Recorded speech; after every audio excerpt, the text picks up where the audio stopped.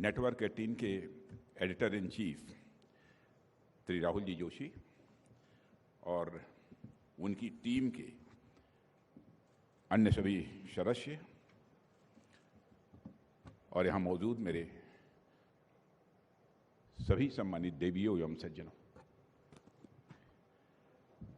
सबसे पहले तो मैं टीवी 18 नेटवर्क के प्रति आभार व्यक्त करना चाहता हूँ कि उन्होंने राइजिंग इंडिया कॉन्क्लेव में मुझे आमंत्रित किया है।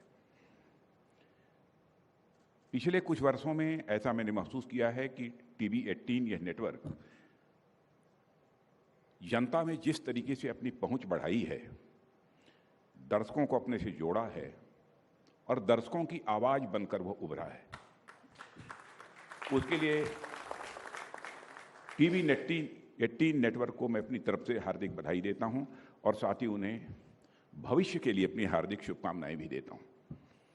आज आपके माध्यम से मैं बड़ी संख्या में देश की जनता से रूबरू हो रहा हूं और इसके लिए भी मैं टीवी 18 नेटवर्क को अपनी तरफ से धन्यवाद देता हूं। साथियों, राइजिंग इंडिया कॉन्क्लेव में राइजिंग इंडिया दरअसल है क्या, इस पर मैं अपनी कुछ बातें आपके सामने रखने की कोशिश करूंगा। अलग अलग प्रकार के लोग इंडिया राइजिंग को अपने नज़रिए से अलग अलग तरीके से देखते हैं। कुछ इकोनॉमिस्ट भारत की लगातार बढ़ती और समृद्धि होती हुई इकॉनमी को इंडिया राइजिंग के रूप में देखते हैं, तो कुछ समाजशास्त्री, सोशियोलॉजिस्ट भारत की बेहतर होती हुई सामाजिक स्थिति को भी इंडिया राइजिंग के रूप में वो देखते हैं। कुछ पॉलिटिकल साइंटिस्ट देश में राजनीतिक स्थिरता और लोकतांत्रिक सुदृढ़ता को राइजिंग इंडिया का नाम देते हैं। हालांकि कुछ लोग इसके उलट भी बहुत ही सक्रिय हैं, जिन्हें भारत से लोकतंत्र समाप्त होता हुआ दिखाई देने लगा है, पर ऐसे लोग बहुत ही गिने चुने लोग हैं। साथियों, इस तरह मैं बिंदुवार आप लोगों के सामने एक एक करके इन सभी एस्पेक्ट्स पर अपनी बात रखने की कोशिश करूंगा। सबसे पहले बात करते हैं इकॉनमी की। देश ही नहीं, पूरी दुनिया ने देखा है कि पिछले 8-9 वर्षों में हमारी इकॉनमी में बहुत बड़ा बदलाव आया है। आप सभी मॉर्गन स्टैनले के बारे में अच्छी तरह जानते होंगे और आए दिन उनकी किसी न किसी रिपोर्ट को लेकर चर्चाएं भी होती रहती हैं। इसी मॉर्गन स्टैनले ने 2013 में एक फ्रेज कॉइन किया था, फ्रेजाइल 5 इकोनॉमीज। फ्रेजाइल का मतलब आप लोग अच्छी तरह जानते हैं, जल्दी टूट जाने वाला, जल्दी बिखर जाने वाला होता है। यानी दुनिया की ऐसी इकोनॉमी जो बहुत अच्छा प्रदर्शन नहीं कर रही थी, उनके लिए यह टर्म फ्रेजाइल का यूज किया गया और उनमें एक नाम हमारे देश भारत का भी था। यानी 8-9 साल पहले भारत की इकोनॉमी कहाँ थी, किस कगार पर थी, इसका सहज रूप से आप अनुमान लगा सकते हैं। उसके बाद राजनीतिक परिस्थितियों में जिस तरीके से परिवर्तन होता है, केंद्र में हमारे प्रधानमंत्री मोदी जी के नेतृत्व वाली भाजपा सरकार आती है और वहीं से हमारी इकॉनमी की सूरत बदलती हुई दिखाई देने लगती है। दुनिया में आई मंदी की संभावनाओं से लेकर कोविड तक की समस्याओं से जूझते, गिरते, संभलते भारत देश की इकॉनमी आज ऐसे महत्वपूर्ण पड़ाव पर पहुंच चुकी है जहां यह और देशों के लिए एक इंस्पिरेशन का कारण बन सकती है। आज हमारा देश 5th लार्जेस्ट इकॉनमी बनने के साथ साथ दुनिया की largest, fastest growing major economies में से एक बन चुका है। यानी इन वर्षों में हमारे देश ने फ्रेजाइल 5 से निकलकर फेबुलस 5 में लाकर अपने को खड़ा कर दिया है। इसी मॉर्गन स्टैनले ने कुछ समय पहले एक और रिपोर्ट की है, जिसे जरूर आप लोगों ने देखा होगा। अपनी इस रिपोर्ट में इसी मॉर्गन स्टैनले ने कहा है कि 2027 आते आते इस पॉसिबिलिटी को भी रूल आउट नहीं किया जा सकता कि भारत दुनिया की टॉप 3 इकोनॉमीज में आकर खड़ा हो जाए। मुझे पूरी उम्मीद है कि जब हम अमृतकाल का समापन मना रहे होंगे, यानी आज़ादी प्राप्त होने के 100 वर्ष जब पूरे हो रहे होंगे, तो हमारा भारत दुनिया की टॉप इकॉनमी बनकर खड़ा होगा, ऐसा मेरा विश्वास है। जिस तेजी से हमारी इकॉनमी आगे बढ़ रही है, बीते फाइनेंशियल ईयर में आपने देखा होगा कि इनकम टैक्स हो या फिर जीएसटी, इनका जितना कलेक्शन हुआ है उसके बारे में पहले कोई ये कल्पना भी नहीं करता था। कुछ समय पहले तक भारत मोबाइल फोन्स के सबसे बड़े इंपोर्टर्स में से एक हुआ करता था। आज भारत मोबाइल मैन्युफैक्चरिंग में दुनिया का एक बड़ा देश बन चुका है। सिर्फ 4 महीने में अकेले एप्पल कंपनी ने $1 अरब का एक्सपोर्ट भारत से दूसरे देशों में किया है। आज भारत की गिनती उन चुनिंदा देशों में होती है जहां 5G मोबाइल कनेक्टिविटी है। 5G रोल आउट ही हो रहा है कि हमारे प्रधानमंत्री जी 6G की तैयारी भी करना उन्होंने प्रारंभ कर दिया है। आपने टीवी चैनल्स पर देखा होगा उस कार्यक्रम को। दुनिया का सबसे सस्ता मोबाइल डाटा सर्विस आज किसी देश के पास है, सबसे सस्ता मोबाइल डाटा सर्विस यदि किसी के पास है तो हमारे भारत के पास है। 2014 में जहां देश में ब्रॉडबैंड कनेक्टिविटी केवल 20% थी, वह आज बढ़कर 80% पहुंच गई है। भारत में होने वाले एक्सपोर्ट एक समय $300 बिलियन पर ही ठहर गए थे, पर आज हमारे देश में होने वाला एक्सपोर्ट कल ही आपने वो फिगर देखी होगी, $750 बिलियन तक ये पहुंच चुका है। साथियों, गत वर्ष भारत ने $83.57 बिलियन का अब तक का हाईएस्ट एफडीआई इनफ्लो रिकॉर्ड किया है। अब तक का हाईएस्ट एफडीआई इनफ्लो रिकॉर्ड किया है। आप सभी जानते हैं कि जब कोई बिजनेस हाउस किसी कंट्री में इन्वेस्ट करता है तो बहुत सोच समझकर करता है और बहुत ही जांच परख कर करता है, और वह देश की संभावनाओं और अवसरों को जांचने परखने के बाद ही वह इन्वेस्टमेंट करता है। ऐसे में रिकॉर्ड एफडीआई इनफ्लो हमारी इकोनॉमी के लिए निश्चित ही एक पॉजिटिव सिग्नल है। साथियों, मैंने कहीं पढ़ा था कि no power on earth can stop an idea whose time has come. मैं बड़े विश्वास के साथ कहना चाहता हूं कि अब वह भारत का समय आ गया है। आगे आने वाले समय में हमारा देश भारत दुनिया की मेजर इकोनॉमिक पावर में से एक नहीं बल्कि दुनिया की नंबर 1 इकोनॉमिक पावर बनकर उभरेगा, ऐसा मेरा विश्वास है। बहुत दिन हो गया यह कहते कहते कि अपना टाइम आएगा, अपना टाइम आएगा। आज मैं आप लोगों के सामने यह कहने के लिए खड़ा हुआ हूं कि बहनों भाइयों, अब हम लोगों का टाइम आ गया है, यानी भारत का समय अब आ गया है। यह है राइजिंग इंडिया मेरे साथियों, यह है राइजिंग इंडिया। जाहिर है इसके पीछे सरकार द्वारा सही समय पर उठाए गए सही कदम हैं, जिनकी चर्चा मैं यहां पर आप सबके समक्ष करना चाहूंगा। साथियों, सरकार ने देश में ईज ऑफ डूइंग बिजनेस को बढ़ावा देने के लिए ग्राउंड लेवल पर अनेक कार्य किए हैं। इसमें सबसे महत्वपूर्ण, सरकार ने देश में बिजनेस के लिए कैपिटल की अवेलेबिलिटी को इंश्योर की है, और 2014 में अनेक बैंक एनपीए और घाटे के बोझ के तले दबे हुए थे। वे नए लोन देने की स्थिति में नहीं थे। ऐसी समस्याओं से भी निपटने के लिए सरकार ने कई मेजर रिफॉर्म्स किए हैं। हमने मजबूती से कदम उठाकर कुछ बैंकों को आपस में मर्ज करने का भी काम किया है। कुछ बैंकों के प्राइवेटाइजेशन की ओर बढ़ते हुए हम उन्हें फिर से उठाने का भरपूर प्रयास कर रहे हैं। गवर्नमेंट ने पब्लिक सेक्टर बैंक्स को कैपिटलाइज करके भी उन्हें रिवाइव करने का एक महत्वपूर्ण काम किया है। बैंक्स जो अब तक कहीं एनपीए या फिर इसी तरह के अन्य कारणों से नुकसान में चल रहे थे, हमने उनका पुनरुद्धार किया है और आज बैंक्स मार्केट में भली भांति लोन्स उपलब्ध कराने की स्थिति में खड़े हो गए। हालिया रिपोर्ट्स बताती हैं कि क्रेडिट ऑफटेक में बहुत बड़ा सुधार हुआ है। आज देश में एक वाइब्रेंट डिजिटल इकोनॉमी तैयार हो चुकी है। इस सच्चाई को सभी को स्वीकार करना पड़ेगा। यूपीआई की सफलता ने पूरी दुनिया को इस समय आश्चर्य में डाल दिया है। आज भारत पूरी दुनिया का 40% रियल टाइम डिजिटल पेमेंट कहीं हो रहा है तो आज हमारे और आपके भारत में हो रहा है। पिछले महीने per day 36 crore UPI payment के ट्रांजैक्शन हुए हैं। साथियों, इसी तरह रिटेल इन्वेस्टर्स को भी हमने भरोसा दिलाया। हमने इनसाइडर ट्रेडिंग पर लगाम लगाई, ट्रेडिंग प्रोसेस में टेक्नोलॉजी और डिजिटल आर्किटेक्चर को बढ़ावा दिया और ट्रेडिंग प्रोसेस को ट्रांसपेरेंट भी साथ ही बनाने का काम किया है। अब गांव और सुदूर क्षेत्रों में रहने वाले लोग भी एक मोबाइल लेकर सभी रिस्क को समझते हुए अपना पैसा मार्केट में लगाने को सदैव तैयार रहते हैं।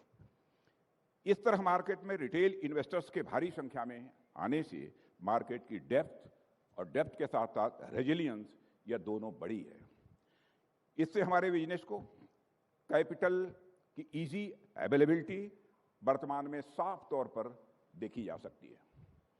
साथियों, इकॉनमी को सुदृढ़ करने में मार्केट एक्सेस की निश्चित ही बहुत ही महत्वपूर्ण भूमिका होती है और आप लोग अवगत होंगे कि हमारी इंडस्ट्रीज को अपने देश में मार्केट उपलब्ध कराना हमारी आत्मनिर्भरता के कमिटमेंट का यह एक हिस्सा है और हमने अपनी डोमेस्टिक इंडस्ट्री के लिए डोमेस्टिक मार्केट को अनफेयर फॉरेन कंपटीशन से प्रोटेक्ट करने का पूरा प्रयास किया है। साथ ही साथ हम अपने डोमेस्टिक बिजनेस को बाहर देशों में भी मार्केट एक्सेस दिलाने का भी भरपूर प्रयास कर रहे हैं ताकि वे बाहर भी मार्केट कैप्चर कर सकें। साथियों, हमारा देश का डिफेंस सेक्टर जो किसी समय अधिकांशतः इंपोर्ट पर निर्भर रहा करता था, अब अपने मजबूती के साथ अपने पैरों पर तेजी के साथ खड़ा हो रहा है। पिछले कुछ वर्षों में डिफेंस सेक्टर में हमने कुछ ऐसे रिफॉर्म किए हैं जो अब तक कभी सोचे भी नहीं गए हैं। हमने सर्विस और डिफेंस पब्लिक सेक्टर अंडरटेकिंग्स के लिए पॉजिटिव इंडिजिनाइजेशन लिस्ट जारी की है, जिसमें शामिल आइटम्स का प्रोडक्शन अब समयबद्ध तरीके से कहीं होगा तो हमारे और आपके देश भारत में होगा। यह हम लोगों ने फैसला किया है। हमारी सेनाओं द्वारा अब तक की इस तरह की 4 लिस्ट जारी की जा चुकी है। मोर देन 400 आइटम्स हम लोगों ने आइडेंटिफाई कर लिया है कि निर्धारित समय के बाद, यानी कुछ 1 वर्ष के बाद, कुछ 2 वर्ष के बाद, कुछ 3 वर्ष के बाद, यह सारे आइटम्स दुनिया के दूसरे देशों से यह इंपोर्ट नहीं किए जाएंगे, बल्कि बनेंगे तो हमारे देश में भारत में बनेंगे और भारतवासियों के हाथों से बनेंगे। इसी तरह डिफेंस पब्लिक सेक्टर अंडरटेकिंग भी 3 लिस्ट जारी की गई है, जिसमें 3700 से भी अधिक ऐसे आइटम्स हैं जो हथियार और प्लेटफॉर्म बनाने के काम आते हैं। इनके भी इंडिजिनाइजेशन पर हमने बल दिया है। साथियों, हमने डिफेंस सेक्टर से जुड़े डोमेस्टिक वेंडर्स को बढ़ावा देने के लिए भी अनेक कदम उठाए हैं। ऐसे ऐसे नियम बनाए हैं कि हमारी सेनाओं के लिए गोले बारूद अब स्वदेशी कंपनियों द्वारा ही खरीदे जाएंगे। इसके लिए डिफेंस कैपिटल एक्विजिशन का एक निश्चित हिस्सा हमने डोमेस्टिक इंडस्ट्री के लिए रिजर्व भी कर दिया है। फाइनेंशियल ईयर 2023-24 के लिए यह हिस्सा अब 75% कर दिया गया है, जो लगभग 1 लाख करोड़ रुपया बनता है। और आपको मुझे जानकारी देते हुए यह बेहद खुशी हो रही है कि हमने इसमें 25% कैपिटल एक्विजिशन का परसेंटेज, यह शेयर केवल प्राइवेट इंडस्ट्रीज के लिए निर्धारित कर दिया है। इसी प्रकार के अनेक स्टेप्स लिए गए हैं, जिनके परिणाम अब हमारे सामने आने प्रारंभ हो गए हैं। हमारे डोमेस्टिक डिफेंस प्रोडक्शन में पिछले कुछ वर्षों में उल्लेखनीय वृद्धि हुई है। हम न केवल अपने लिए प्रोडक्शन कर रहे हैं, बल्कि जरूरत पड़ने पर दूसरे देशों को भी हथियार और साजो सामान एक्सपोर्ट कर रहे हैं। साथियों, कुछ पिछले समय में हमारे डिफेंस एक्सपोर्ट में काफ़ी इजाफा हुआ है और आज से 7-8 साल पहले ये एक्सपोर्ट, जहां कुल जमा 1000 करोड़ रुपए भी नहीं होता था, अप्रॉक्सीमेटली 900 करोड़ रुपया था, अब वह बढ़कर मोर देन 14 to 15,000 करोड़ पहुंच गया है। हमारा टारगेट है कि 26 समाप्त होते होते हमारा यह एक्सपोर्ट अप्रॉक्सीमेटली 40,000 करोड़ तक पहुंच जाए। साथियों, स्टार्टअप के लिए हमारे देश में वेंचर कैपिटल फंडिंग का कल्चर भी डेवलप हुआ है। जो अर्ली स्टेज पर उनकी हैंड होल्डिंग के लिए बेहद महत्वपूर्ण है। स्टार्टअप बेस्ड इनोवेशन इकोसिस्टम की सफलता इस बात से देख सकते हैं और देश में कि यूनिकॉर्न की संख्या अब 100 के पार पहुंच गई है। हमारे सिस्टम में अनेक ऐसे तरह के रूल्स थे जिनकी वजह से साथियों मार्केट पार्टिसिपेंट्स पर अनावश्यक बर्डन हुआ करता था और सामान्यतः यह शिकायत हमारे इंडस्ट्री से जुड़े लोगों के द्वारा होती थी। जाने कितने रूल्स और रेगुलेशंस अभी मौजूद थे जिनका रिलेवेंस खत्म हो चुका था। ऐसे निरर्थक और इलॉजिकल रूल्स को समाप्त करना भी वर्तमान सरकार द्वारा लाए गए प्रमुख रिफॉर्म्स में से एक है। बिजनेसेस की आसानी के लिए हमने प्रोसेस सिंप्लीफिकेशन जैसे भी रिफॉर्म्स किए हैं और इसके साथ साथ रेगुलेटरी आर्किटेक्चर में रेड टेपिज्म को कम करना भी इसी तरह के हमारे कदम रहे हैं। साथियों, इन सब को देखते हुए मुझे लगता है कि हमारे लक्ष्यों को प्राप्त करने के लिए हमारी पूरी तैयारी है और राइजिंग इंडिया का अर्थ यही है कि हमारी इकोनॉमी के सभी इंजन फायर कर रहे हैं और हम उड़ान भरने के लिए पूरी तरह से तैयार हैं। साथियों, यह बातें जो कुछ आपके सामने हमने रखी हैं, जो हमारे इकोनॉमी को मजबूत करने से संबंधित थी, वही बातें आपके सामने रखी हैं। अब मैं देश के सामाजिक विकास से संबंधित कुछ बातें आप लोगों के सामने यहाँ रखना चाहूँगा। सामाजिक स्तर पर भी देश में पिछले कुछ वर्षों में जो बदलाव हुआ है वह रिमार्केबल है। आज़ादी के 75 वर्षों बाद तक भी हमारा देश सामाजिक रूप से उतना सशक्त नहीं हो सका जितना कि इसे होना चाहिए था। इसके पीछे अनेक कारण हो सकते हैं, उसमें मैं नहीं आना चाहूँगा, पर एक दो जो प्रमुख कारण हैं उस पर मैं अपनी बात आप सबके सामने ज़रूर रखना चाहूँगा। उदाहरण के लिए, समाज को सशक्त करने के लिए समानता सबसे पहली जरूरत होती है। वह समानता आर्थिक हो सकती है, वह समानता राजनीतिक हो सकती है, वह समानता शैक्षिक हो सकती है, धार्मिक और सांस्कृतिक भी हो सकती है। इन सब पहलुओं पर हमने ध्यान दिया है और यह इंश्योर करने का प्रयास किया है कि समाज के सभी वर्गों के सभी लोगों को समान अवसर प्राप्त हों और सभी प्रकार के कार्यों में सभी लोगों का उचित प्रतिनिधित्व भी हो।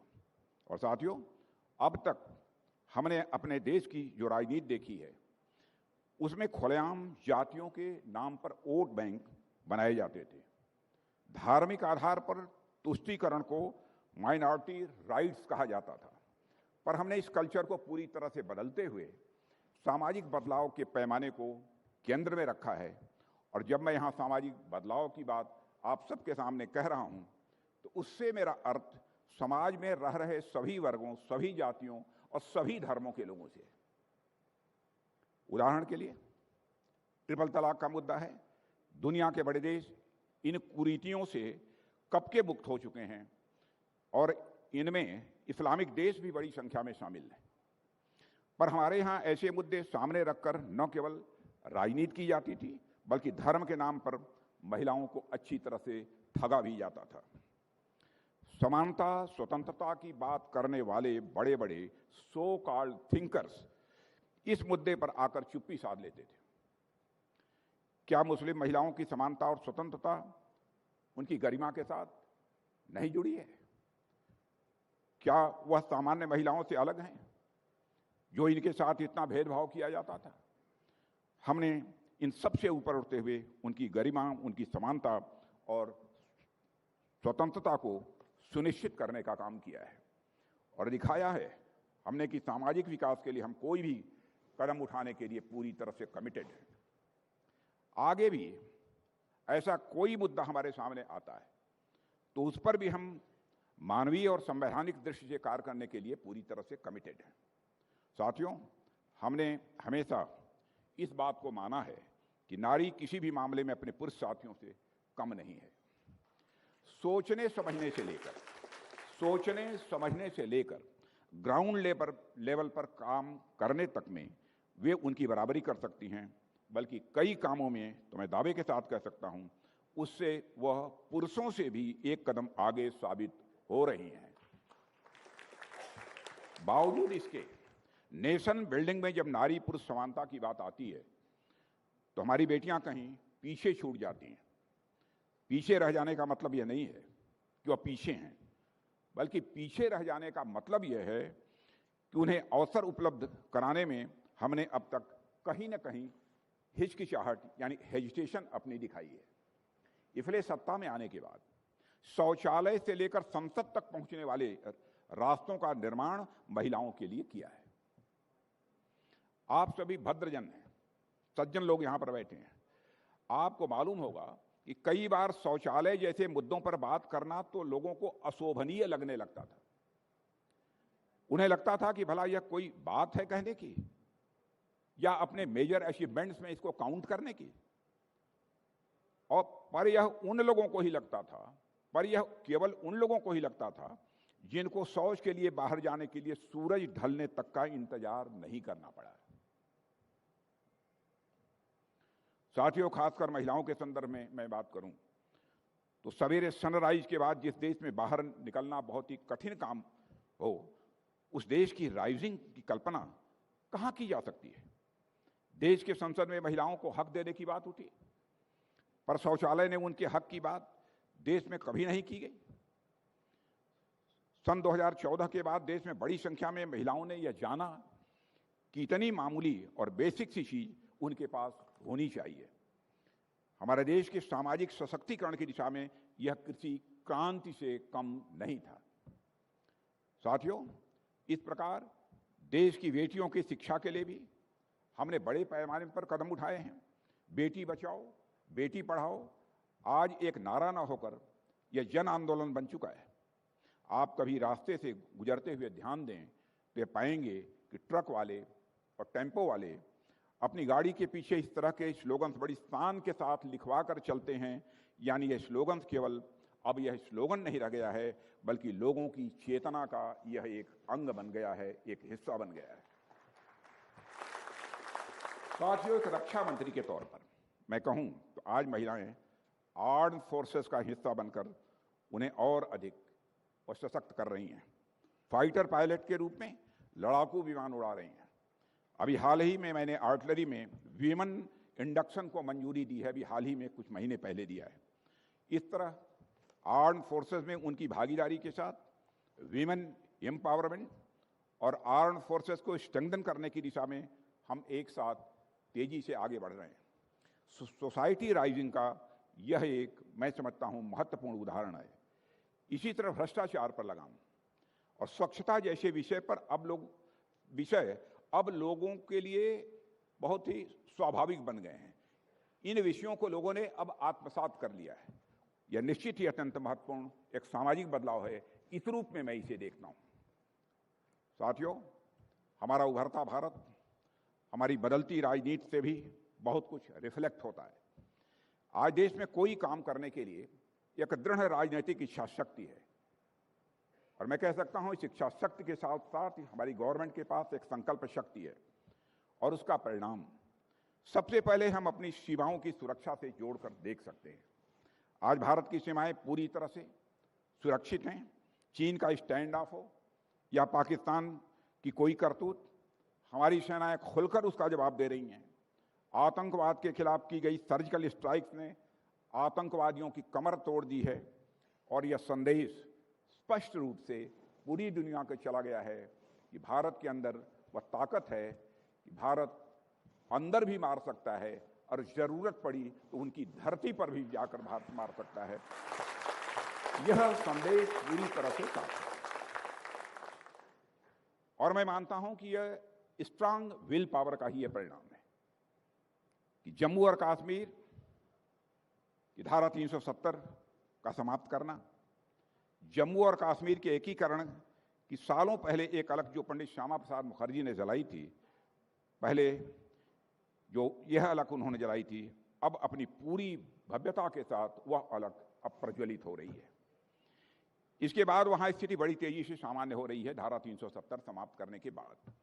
इसका अनुमान इसी बात से लगाया जा सकता है कि कांग्रेस पार्टी को अपने भारत जोड़ो यात्रा के दौरान किसी भी मुश्किल का सामना नहीं करना पड़ा है। यात्रा निकल गई कश्मीर से, कोई कठिनाई नहीं हुई। लाल चौक पर कभी भाजपा नेताओं ने संगीनों के साए में तिरंगा लहराया था, और उस समय आज के जो हमारे प्रधानमंत्री थे, पार्टी के एक पदाधिकारी के रूप में उस समय झंडा लहराने में वह भी शामिल थे। और आज बिना खौफ, बिना किसी हिचक, बिना किसी डर के अब जम्मू कश्मीर के किसी भी हिस्से में जाकर अपना भारत का तिरंगा झंडा लहरा सकते हैं। इसी तरह 1998 में पूर्व प्रधानमंत्री श्रद्धेय अटल बिहारी वाजपेयी जी के नेतृत्व में पोखरण में जो न्यूक्लियर टेस्ट किया गया था, उसी के विस्तार में आज हम अपनी जमीन पर बड़ी बड़ी मिसाइल्स, तोप, टैंक और गोले बारूद तैयार कर रहे हैं। बिना दृढ़ राजनीतिक इच्छा शक्ति के मित्रों यह किसी भी सूरत में संभव नहीं था। साथियों, आप सब भी जानते हैं, देश में अनेक ऐसे इलाके रहे हैं जहां पर पिछली सरकारों का ध्यान जितना जाना चाहिए वह नहीं गया। आज हम उसे प्रगति की राह पर ला रहे हैं। हमारा पूरा नॉर्थ ईस्ट रीजन अपनी खूबसूरती और नेचुरल रिसोर्सेज से भरपूर होने के बावजूद लंबे समय तक विकास की धारा से यह कटा हुआ था। कभी सिक्योरिटी इश्यूज के नाम पर, तो कभी कनेक्टिविटी न होने की वजह से। आजादी के दशकों बाद भी यह क्षेत्र विकास तो दूर, अपनी मूलभूत जरूरतों तक से भी यह लगातार वंचित रहा है। इसके कारण यहाँ की इकॉनमी भी काफ़ी प्रभावित हुई है, एडवर्स इम्पैक्ट हुआ है इकॉनमी के ऊपर। पहले नॉर्थ ईस्ट दिल्ली से तो दूर था ही, मगर यहाँ बैठे हुए लोगों के दिलों से भी वह दूर था। मगर हमारी सरकार ने नॉर्थ ईस्ट को दिल्ली और दिल दोनों के करीब लाकर आज खड़ा कर दिया है। साथियों, आज हर महीने केंद्रीय मंत्रियों का दौरा नॉर्थ ईस्ट में होता है। स्वयं प्रधानमंत्री 50 से अधिक बार नॉर्थ ईस्ट का दौरा कर चुके हैं। आज तक भारत के इतिहास में किसी प्रधानमंत्री ने इतना दौरा नहीं किया है जितना हमारे प्रधानमंत्री मोदी जी ने किया है। साथियों, आज नॉर्थ ईस्ट में अभूतपूर्व शांति है, और इसका परिणाम यह हुआ है कि AFSPA armed forces special power act वहाँ के अधिकांश इलाकों से हटा लिया गया है। और पिछले सप्ताह ही गृह मंत्रालय ने नागालैंड, असम और मणिपुर के कई इलाकों से भी जो यह अफस्पा लगा हुआ था उसको भी हटा लिया है। साथियों, देश में लोकतांत्रिक मूल्य तेजी से विकसित हो रहे हैं, और हम सबके लिए यह अत्यंत गर्व की बात है कि हमारी वर्तमान कैबिनेट अब तक की सर्वाधिक सोशली डाइवर्स कैबिनेट है। मैं फिर से दोहराना चाहता हूं कि अब तक की हमारी वर्तमान कैबिनेट अब तक की सर्वाधिक सोशली डाइवर्स कैबिनेट है, यानी इसमें सभी वर्गों के लोगों का उचित प्रतिनिधित्व है। मैं यह बात खुद ही नहीं कह रहा हूं, मीडिया ने भी इसकी रिपोर्टिंग की है इसके पहले। बावजूद इसके देश में अनेक लोग हैं जिन्होंने विरोध को, राष्ट्र की छवि को खराब करने को और प्रधानमंत्री मोदी जी की छवि को खराब करने को एक अपना पेशा बना लिया है। साथियों, अब दूसरी बात, अब मैं देश के सुदृढ़ होते हुए नैतिक, सांस्कृतिक और आध्यात्मिक वातावरण पर अपनी कुछ बातें आप लोगों के सामने रखने की मैं कोशिश करूंगा।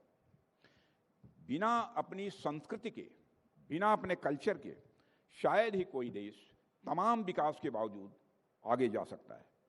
इसलिए आप जितने भी राष्ट्र देखेंगे उनमें तमाम भिन्नताएं हो सकती हैं, पर एक कॉमन चीज उनके बीच मिलेगी, वह है उनकी अपनी कल्चर, उनकी अपनी संस्कृति का, उनकी अपनी परंपरा का, उनकी अपनी विरासत का सम्मान।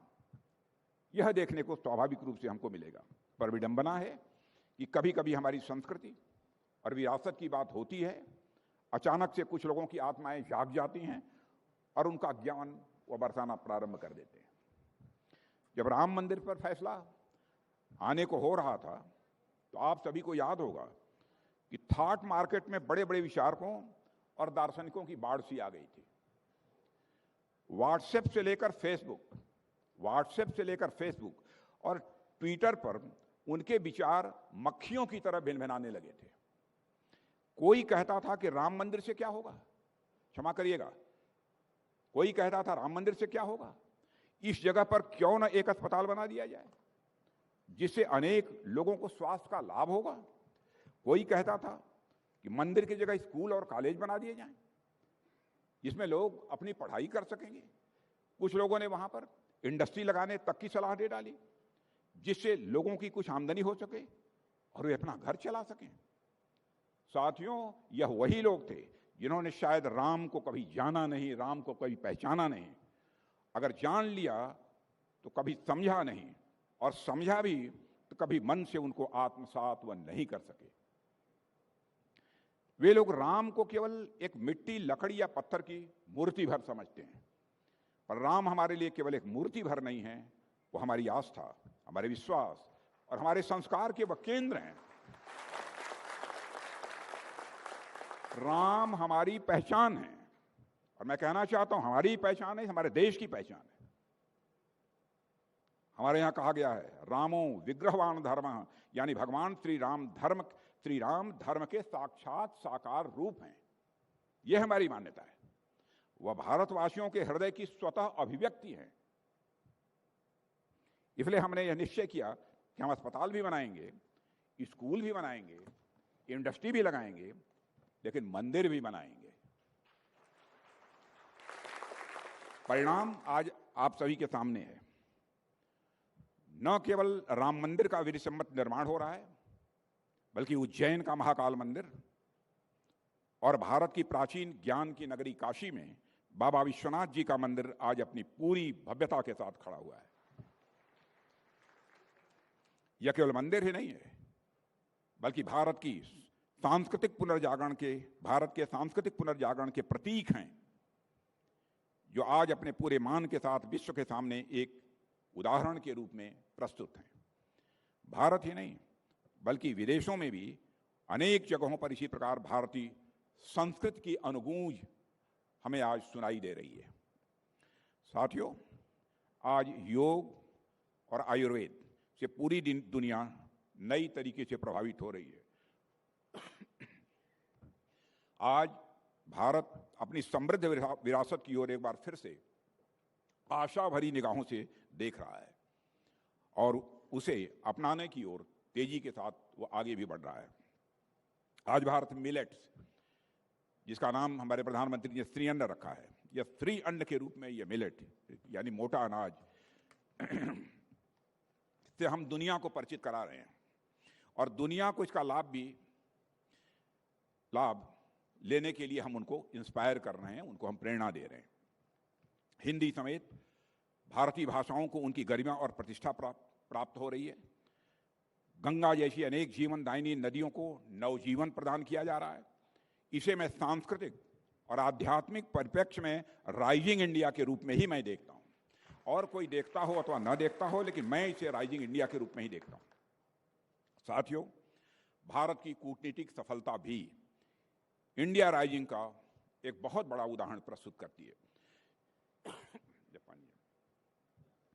आज भारत G20 जैसे प्रतिष्ठित समूह की अध्यक्षता कर रहा है, और शंघाई कोऑपरेशन ऑर्गेनाइजेशन में अपनी अहम भूमिका भी भारत निभा रहा है। हमारी विदेश नीति का यह प्रभाव हो रहा है कि दुनिया में भारत का कद लगातार बढ़ता जा रहा है।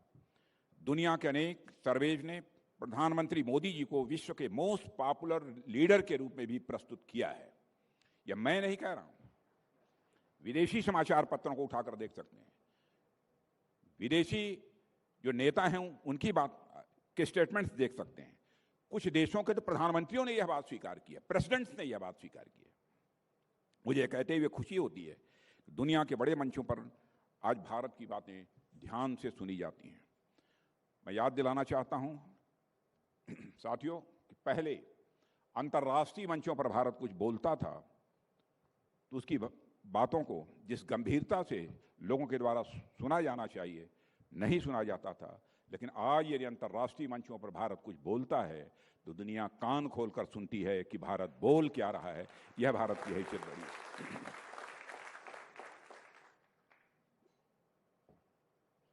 आज हम गांधी जी के विजन को धरातल पर उतारने का भी महत्वपूर्ण काम कर रहे हैं, और जन सामान्य की बेहतरी की ओर भी हमारी सरकार पूरी तरह से ध्यान दे रही है। हम आम नागरिकों की ईज ऑफ लिविंग और क्वालिटी ऑफ लाइफ को बेहतर करने पर अपना ध्यान केंद्रित कर रहे हैं।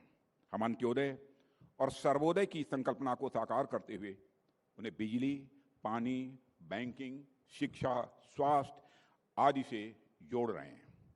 इसके कुछ उदाहरण मैं आपके सामने यहाँ पर रखना चाहूँगा।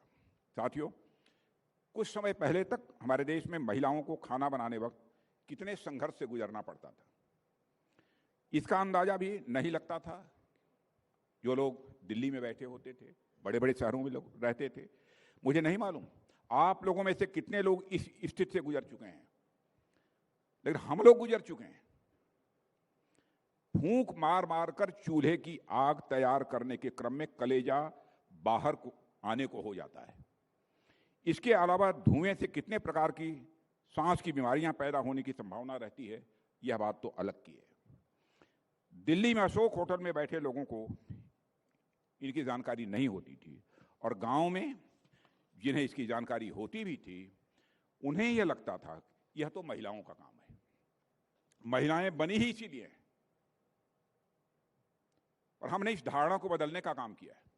उज्ज्वला योजना के माध्यम से महिलाओं को मुफ्त गैस कनेक्शन प्रदान किए हैं, और हमने उनके हाथ में एक बड़ी ताकत दी है। गैस पर खाना बनाते हुए महिलाएं अपना समय बचा रही हैं, साथ ही अपना स्वास्थ्य भी वह संभाल रही हैं, और पहले की अपेक्षा सुविधाजनक जीवन भी वह जी रही हैं। साथियों, सामाजिक बदलाव की दिशा में बिजली, पानी जैसी मूलभूत चीजों की भी बड़ी अहमियत होती है, इसे आप स्वीकार करेंगे। बिजली और नल के पानी की उपलब्धता हमारे देश में लंबे समय तक एक अबूझ पहेली बनकर रह गई थी। आज़ादी के इतने वर्षों बाद तक भी अनेक ऐसे इलाके रहे हैं जहां बिजली के खंभे और तार तक भी नहीं पहुंचे थे, और जहां तक पहुंचे भी थे वहां बिजली की सप्लाई नहीं पहुंच पाई थी। गांव में बिजली के खंभों के सहारे या तो छप्पर डाल दिए जाते थे, या तो उसमें गाय और भैंसें भी बांध दी जाती थीं। बिजली के तार लटक कर इतने नीचे आ जाते थे कि नहाने धोने के बाद लोग उसका इस्तेमाल कपड़े सुखाने के लिए किया करते थे।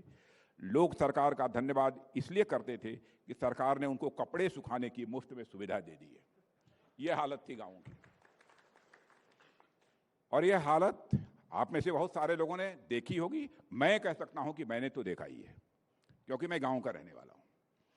आप लोगों को यह हंसी की बात लग रही होगी मेरे मित्रों, पर यह मैं वास्तविकता बता रहा हूं आप लोगों को। बिजली के इंतजार में जाने कितनी पीढ़ियों की आंखों की रोशनी तक चली गई। कल्पना करिए, जब दिल्ली से दूर उड़ीसा, झारखंड, राजस्थान, आंध्र प्रदेश या नॉर्थ ईस्ट के सुदूरी इलाकों में पहली बार बल्ब जला होगा और उन अनेक धुंधली आंखों ने उसे देखा होगा। इस दृश्य का सुख उनकी आंखों की रोशनी लौटाने वाले सुख से कम नहीं रहा होगा। पिछले कुछ वर्षों में भारत देश के कोने कोने में बिजली पहुंची है।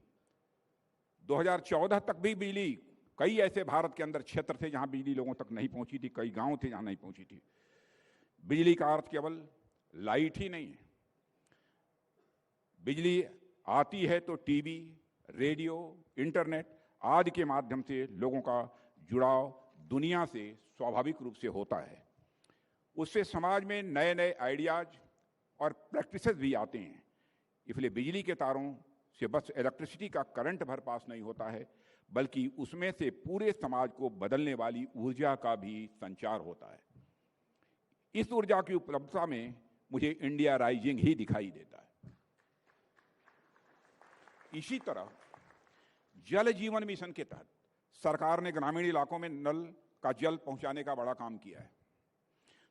साल 2014 में देश में केवल 3 करोड़ ग्रामीण घरों में पाइप्ड वाटर सप्लाई थी। आज मैं कह सकता हूं कि 8 करोड़ से अधिक घरों में पाइप्ड वाटर सप्लाई पहुंच चुकी है। जब ग्रामीण घरों में पहली बार टोटी वाले नल के माध्यम से जल पहुंचा, तो यह उनके लिए किसी जादू से, मेरे साथियों, कम नहीं था। जिन लोगों ने जीवन में टोटी जैसी चीज कभी नहीं देखी थी, उनके लिए यह बेहद सुखद आश्चर्य था कि अब तक तो हमने बस कुएं से, तालाब से या झरने से पानी बहते देखा है। यह कौन सी बला आ गई है जो बिना कुछ किए लगातार पानी दे रही है। और साथियों, आपको जानकर यह खुशी होगी, बॉर्डर पर भी जाने का मुझे अवसर प्राप्त होता है। बॉर्डर के लोगों ने कभी कल्पना नहीं की थी कि उनको भी पाइप्ड वाटर उनके घरों में उपयोग करने के लिए मिलेगा, आज वहां पर भी लोगों को पाइप्ड वाटर मिल रहा है। लद्दाख में जाकर देख लीजिए, लेह में जाकर देख लीजिए, अरुणाचल में जाकर देख लीजिए। और बच्चों ने जब पहली बार इस अपनी उंगली में पानी भर भर कर एक दूसरे के ऊपर उछाला होगा तो उनकी खुशियों में राइज होते इंडिया की मैं कल्पना कर सकता हूं और आप भी कल्पना कर सकते हैं। इसी तरह हेल्थ, एजुकेशन, एग्रीकल्चर, बैंकिंग आदि में सरकार ने अभूतपूर्व रिफॉर्म्स किए हैं, जिन्हें गिनाने में ही अच्छा भला समय निकल जाएगा, इसलिए बहुत डिटेल में नहीं जाऊंगा। साथियों, आज जो नया भारत हमारे सामने है उसमें एलिटिस्ट माइंडसेट की कोई जगह नहीं है। फिर से दोहराना चाहता हूं, आज जो नया भारत हमारे सामने है उसमें एलिटिस्ट माइंडसेट की कोई जगह नहीं है। यह नया भारत 140 करोड़ भारतीयों को समान अवसर देने में यकीन रखता है। जिन्हें हम ऑर्डिनरी यानी साधारण लोग कहते हैं, उन्हें मैं साधारण नहीं बल्कि सादगी और सजगता से जीवन यापन करने वाले असाधारण लोगों के रूप में मैं देखता हूं। वे लोग जो ग्लिज एंड ग्लैम से दूर बड़ी शांति से अपना काम करते हुए राष्ट्र के विकास में अपना योगदान दे रहे हैं। न केवल वर्तमान के बल्कि अतीत के भी ऐसे अनसंग हीरोज को हमने सामने लाने का काम किया है, जिनकी अमर कहानियां कहीं पहले गुम हो चुकी थी। न्यूज 18 इस कार्यक्रम के माध्यम से इन लोगों को सम्मानित कर रहा है, इस बात की मुझे जानकारी मिली है। यह मेरे लिए व्यक्तिगत तौर पर बेहद एक खुशी का विषय है और मुझे कहते हुए खुशी होती है कि प्रधानमंत्री मोदी जी के नेतृत्व में असाधारण क्षमता वाले इन लोगों को सम्मानित करने का सिलसिला 2014 से ही प्रारंभ हो गया था।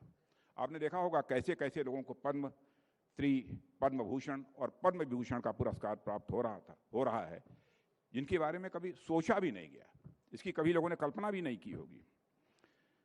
मोदी जी के नेतृत्व में प्रतिष्ठित पद्म पुरस्कार खास से आम लोगों को सम्मानित करने का जरिया बन गया है। हमें नहीं कहते हैं कि अगर कोई खास व्यक्ति समाज और राष्ट्र निर्माण में अपना योगदान दे तो हम उसे सम्मानित नहीं करेंगे, पर कोई व्यक्ति कितना भी आम जीवन जी रहा हो, अगर वह समाज और राष्ट्र निर्माण में अपना योगदान दे रहा है तो उसे सम्मानित करना, उनके कार्यों को एक्नॉलेज करना भी यह हमारी जिम्मेदारी बनती है। साथियों, सामाजिक सशक्तिकरण की राह में सरकार द्वारा इस तरह के कदम बहुत ही महत्वपूर्ण साबित हुए हैं। साथियों, यह सब बातें मैंने अभी उभरते भारत के संदर्भ में आप लोगों के सामने की हैं। जैसा कि कहा जाता है कि proof of the pudding is in the eating.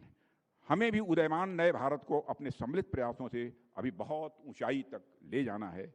नए भारत का यह संकल्प है कि देश का हर नागरिक अपने समस्त अधिकार और कर्तव्य के साथ राष्ट्र निर्माण में वह संलग्न हो। जैसा कि महात्मा गांधी मानते थे कि हमारा समग्र राष्ट्रीय विकास उस दिन संभव हो सकेगा जब पायदान पर खड़े अंतिम व्यक्ति तक व्यवस्था की और व्यवस्था तक उस व्यक्ति की पहुंच सुनिश्चित हो सकेगी। हम भी उसी राह पर चलते हुए अपनी समस्त नीतियां, अपनी समस्त योजनाएं भी बनाने का काम कर रहे हैं। एक सशक्त और समर्थ भारत का सपना तभी पूरा हो सकेगा जब 140 करोड़ देशवासी अपनी पूरी सामर्थ्य के साथ, अपनी पूरी ऊर्जा के साथ मन, वचन और कर्म से राष्ट्र को आगे ले जाने के लिए संकल्प लेंगे। ऐसे में देशवासियों को अधिक से अधिक सक्षम और समर्थ बनाना यह हमारा कर्तव्य है और हम भली भांति इसका निर्वाह कर रहे हैं। मैं टीवी 18 के इस मंच के माध्यम से सम्मानित देशवासियों का आह्वान करता हूं कि वह राष्ट्र के नवनिर्माण में अपनी पूरी शक्ति के साथ जुड़ें और एक नए भारत के सपने को साकार करने में वह अपना अहम योगदान दें। इस अवसर पर इससे अधिक कुछ न कहते हुए मैं एक बार फिर से इस आयोजन में मुझे आमंत्रित करने के लिए आप सभी को मैं धन्यवाद देता हूं और आप सभी को अपनी तरफ से हार्दिक शुभकामनाएं देते हुए यहीं पर अपना निवेदन समाप्त करता हूं। आप सबको बहुत बहुत